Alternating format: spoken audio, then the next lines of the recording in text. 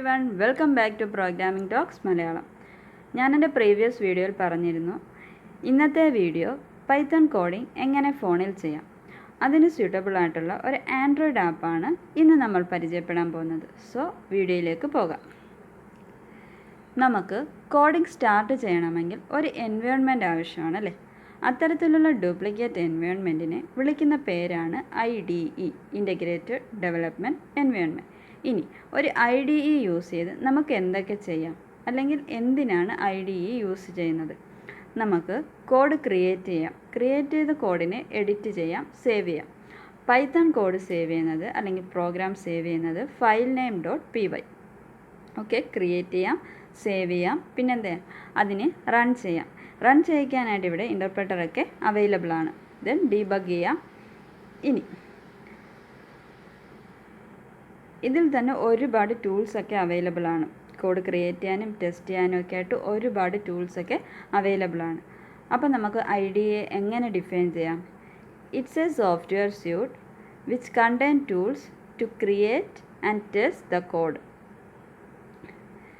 ഇനി ഒരു IDEയും ഒരു ഇൻ്റർപ്രെറ്ററും തമ്മിലുള്ള മേജർ ഡിഫറൻസ് എന്താണ്?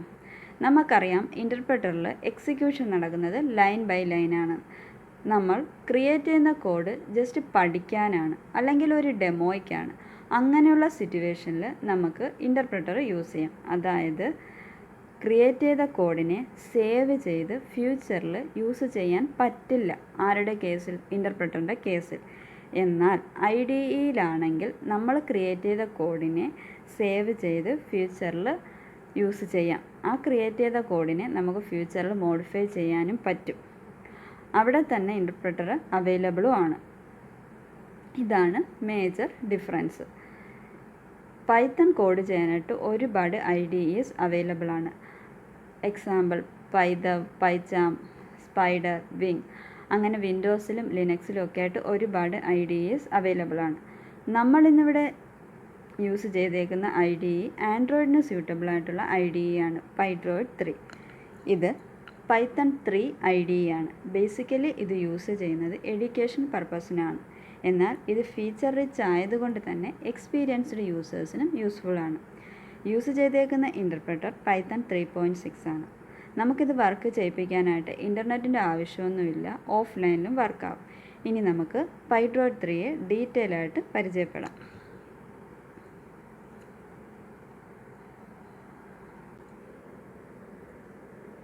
ആപ്പ് ഇൻസ്റ്റാൾ ചെയ്യാനായിട്ട് പ്ലേ സ്റ്റോറിൽ Pydroid 3 എന്ന് ടൈപ്പ് ചെയ്യുക. PY3 അതാണ് അതിൻ്റെ ലേബൽ. ഇൻസ്റ്റാൾ ആക്കി ഓപ്പൺ ആക്കുമ്പോൾ നമുക്കൊരു ഡയലോഗ് ബോക്സ് വരും, പൈത്തൺ ഇൻസ്റ്റാളിംഗ് എന്ന് പറഞ്ഞ്. അതിനുശേഷം ആപ്പ് വർക്കാവും. ഞാനിവിടെ ഓൾറെഡി ഇൻസ്റ്റാൾ ചെയ്തിട്ടുണ്ട്. ഓപ്പൺ ആക്കുമ്പം ഇതുപോലൊരു ഇൻ്റർഫേസ് ആണ് നമുക്ക് കിട്ടുന്നത്. ഏറ്റവും ലെഫ്റ്റിലായിട്ട് ലൈൻ നമ്പർ ഉണ്ടാവും. നമുക്ക് നോക്കാം. നമുക്ക് എന്തെങ്കിലും ഒരു മെസ്സേജ് സ്ക്രീനിൽ പ്രിൻ്റ് ചെയ്യണമെങ്കിൽ പൈത്തണിൽ യൂസ് ചെയ്യുന്ന ഫംഗ്ഷനാണ് പ്രിൻ്റ്. നമുക്കിവിടെ ഹലോ വേർഡ് പ്രിൻ്റ് ചെയ്യിക്കാം. Print hello.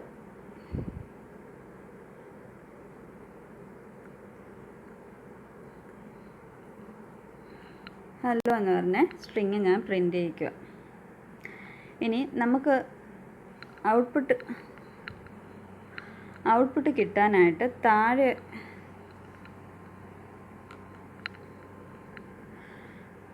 ഒരു യെല്ലോ സർക്കിളിൽ ഒരു ആരോ മാർക്കുണ്ട്. അതിൽ ക്ലിക്ക് ചെയ്യുക. അതിൽ ക്ലിക്ക് ചെയ്യുമ്പോഴേക്ക് നമ്മൾ റീഡയറക്റ്റ് ആവുന്ന ഔട്ട്പുട്ട് സ്ക്രീനിലേക്കാണ്. അപ്പോൾ കണ്ടില്ലേ, ഹലോ എന്ന് പറഞ്ഞ മെസ്സേജ് സ്ക്രീനിൽ പ്രിൻ്റായി. ദെൻ എനിക്കിത് സേവ് ചെയ്യണമെങ്കിൽ ടോപ്പിലായിട്ട് ഒരു സ്ക്വയർ ബട്ടൺ പോലെ ഒരു സ്ക്വയർ ബട്ടൺ ഉണ്ട്, ഫയലൊക്കെ സേവ് ചെയ്യുന്ന. അവിടെ സേവസോ കൊടുക്കാം. ഫയലിൻ്റെ അവിടെ നിന്ന് ഇൻറ്റേർണൽ സ്റ്റോറേജിൽ സെലക്ട് ഫോൾഡർ കൊടുക്കുക. എങ്ങനെയാണ് പൈത്തൺ ഫയൽ സേവ് ചെയ്യുന്നത്? File name .py. നമുക്കിവിടെ ഇഷ്ടമുള്ള പേര് ഫയലിന് കൊടുക്കാം. ഞാനിവിടെ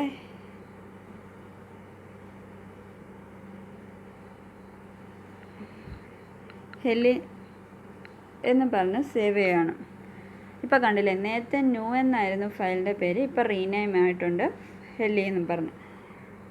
ഓക്കെ, ഇനി ഇത് എവിടെയാണ് സേവ് ആയിട്ടുള്ളത്, അല്ലെങ്കിൽ ഇതിൻ്റെ സേവ് ആയിട്ടുള്ള ലൊക്കേഷൻ കാണണമെങ്കിൽ പ്രിൻറ്റ്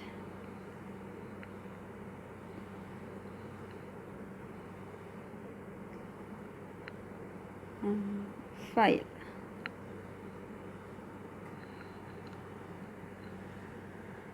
ലൊക്കേഷൻ കാണിക്കുന്നുണ്ട്. സ്റ്റോറേജിൽ, ഇമുലേറ്ററിൽ, 0ൽ എൻ്റെ പ്രോഗ്രാം സേവ് ആയിട്ടുണ്ട്.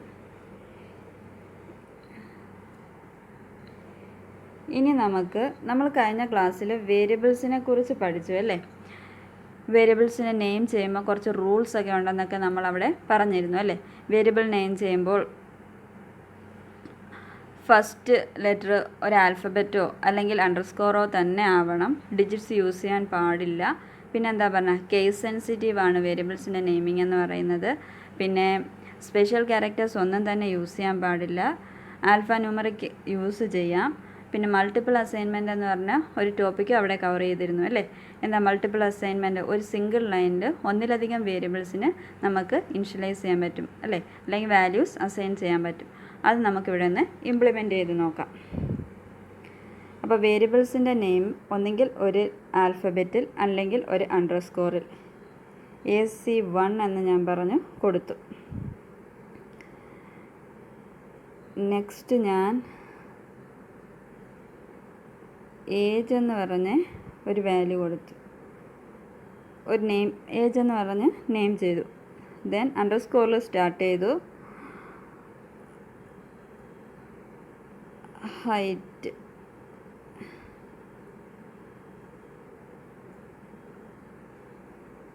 AC1 ഞാനൊരു സ്ട്രിങ് കൊടുത്തു.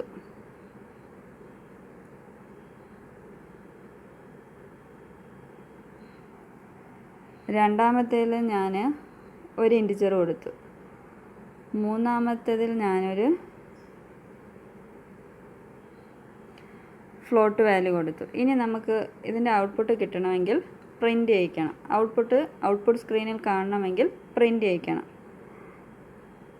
AC1, age, underscore height.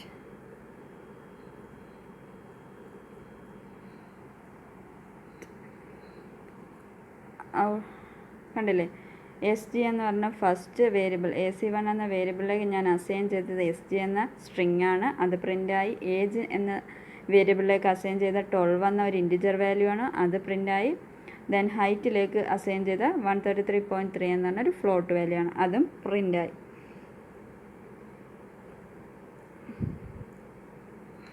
ഇനി നമുക്കിവിടെ വേരിയബിൾ നെയിമിംഗ് കേസ് സെൻസിറ്റീവ് ആണെന്ന് പറഞ്ഞല്ലേ, ആ ഒരു കണ്ടീഷനും കൂടെ നോക്കാം.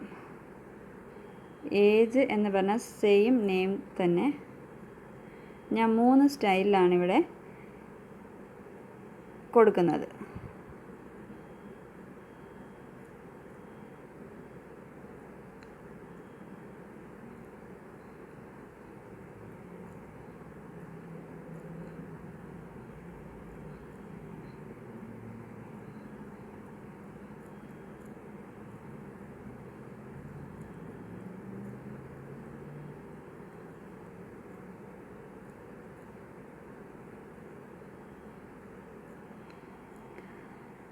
ഞാനിവിടെ ഏജ് എന്ന് പറഞ്ഞ ഒരു സെയിം പ്രൊനൗൺസിയേഷനിൽ സെയിം ആണ് ഏജ്. ബട്ട് നമ്മളിവിടെ യൂസ് ചെയ്തേക്കുന്ന സ്റ്റൈൽ ഡിഫറെൻ്റ് ആണല്ലേ. ആദ്യം ഏജ് എന്ന് എഴുതിയത് ഫുള്ളി സ്മോൾ ലെറ്ററിലാണ്. രണ്ടാമത് എഴുതിയപ്പോൾ ഫസ്റ്റ് ലെറ്റർ മാത്രം ക്യാപ്സ് ആക്കി. മൂന്നാമത് എഴുതിയപ്പം എൻ്റയർലി ക്യാപ്സ് ആക്കി. പക്ഷേ മൂന്ന് വേരിയബിളായിട്ടാണ് ഇവിടെ എടുക്കുന്നത്. നമുക്ക് ഔട്ട്പുട്ട് നോക്കാം. കണ്ടില്ലേ, 12, 13, 14 ഔട്ട്പുട്ട് വന്ന കണ്ടില്ലേ. മൂന്ന് വേരിയബിളായിട്ടാണ് ഇവിടെ എടുത്തേക്കുന്നത്. ഇനി നമുക്ക് വേരിയബിൾ നെയിമിങ്ങിന് റൂളിന് എഗൈൻസ്റ്റ് ആയിട്ടൊരു കണ്ടീഷൻ നോക്കാം. ഡിജിറ്റ്സിൽ സ്റ്റാർട്ട് ചെയ്യാൻ പാടില്ല എന്നാണ് റൂൾ പറയുന്നത്. ഞാനിവിടെ ഒരു ഡിജിറ്റിലാണ് സ്റ്റാർട്ട് ചെയ്യുന്നത്. 6A ഏജ് എന്ന് പറഞ്ഞു സ്റ്റാർട്ട് ചെയ്തു. ഈക്വൽ ടു എന്തെങ്കിലും ഒരു വാല്യൂ. ഞാൻ ഇവിടെ 12 എന്ന് പറഞ്ഞ് കൊടുത്തു. അത് പ്രിൻ്റ് ചെയ്യിക്കുന്നു.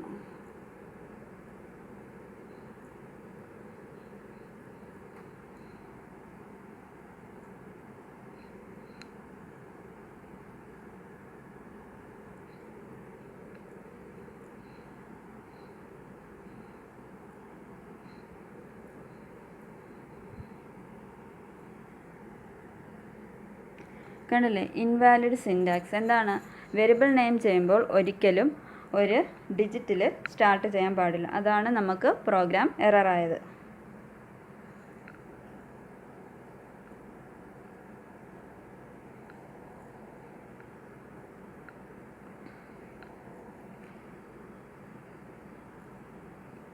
ഞാൻ പ്രോഗ്രാം വീണ്ടും സേവ് ചെയ്തു. ഇനി നമുക്ക് ഇതിൽ തന്നെ ഇവിടെ ഇപ്പം ഞാൻ പ്രോഗ്രാം സ്റ്റാർട്ട് ചെയ്തത് ഹലോ വേർഡ് പ്രിൻ്റ് ചെയ്താണ്. ആ ഹലോ വേർഡ് തൊട്ട് ലാസ്റ്റ് പ്രിൻ്റ് ചെയ്ത ഏജിൻ്റെ വാല്യൂ വരെ ഔട്ട്പുട്ടിൽ നമുക്ക് കിട്ടുന്നുണ്ട് അല്ലേ, ഹലോ. പിന്നെ ഞാൻ എൻ്റെ പ്രോഗ്രാമിൻ്റെ ലൊക്കേഷൻ കാണിച്ചു, പിന്നെ വേരിയബിൾസിൻ്റെ ഇനിഷ്യലൈസേഷൻ കാണിച്ചു. അത് ഇത്രയും നമുക്ക് ഔട്ട്പുട്ട് സ്ക്രീനിൽ കിട്ടുന്നുണ്ട് അല്ലേ. ഇനി നമുക്കിൻ്റെ മെനു ബാറിൽ ഇവിടെ തന്നെ ഇൻ്റർപ്രറ്റർ അവൈലബിൾ ആണ്. ഇത് ഓപ്പൺ ആകുമ്പോൾ നമ്മളെ പ്രോഗ്രാമിൻ്റെ പേര് കാണിക്കും. പിന്നെ ഇൻ്റർപ്രറ്റർ അവൈലബിൾ ആണ്. ഇൻ്റർപ്രറ്ററിനകത്ത് നമുക്ക് കോഡ് ചെയ്യാം. ഇൻ്റർപ്രറ്ററിനകത്ത് നമ്മൾ പറഞ്ഞ എക്സിക്യൂഷൻ ലൈൻ ബൈ ലൈൻ ആണെന്ന്. ഞാനിവിടെ പ്രിൻ്റ് ഹായ് എന്ന് ജസ്റ്റ് കൊടുക്കുകയാണ്. ഹായ് എന്ന് പറഞ്ഞ വേർഡിനെ പ്രിൻ്റ് ചെയ്യിക്കുകയാണ്. കണ്ടില്ലേ, ഞാൻ ആ പ്രിൻ്റ് ഹായ് എന്ന് പറഞ്ഞ് കൊടുത്തു, അതിൻ്റെ ഔട്ട്പുട്ട് അവിടെ കാണിച്ചു. ഇനി അടുത്ത വരിയിൽ ഞാൻ അടുത്ത ലൈനിൽ എന്താണോ ടൈപ്പ് ചെയ്യുന്നത് അതിൻ്റെ ഔട്ട്പുട്ട് കാണിക്കും. ദെൻ അടുത്ത വരി. അങ്ങനെ ലൈൻ ബൈ ലൈനായിട്ടാണ് എക്സിക്യൂഷൻ നടക്കുന്നത്.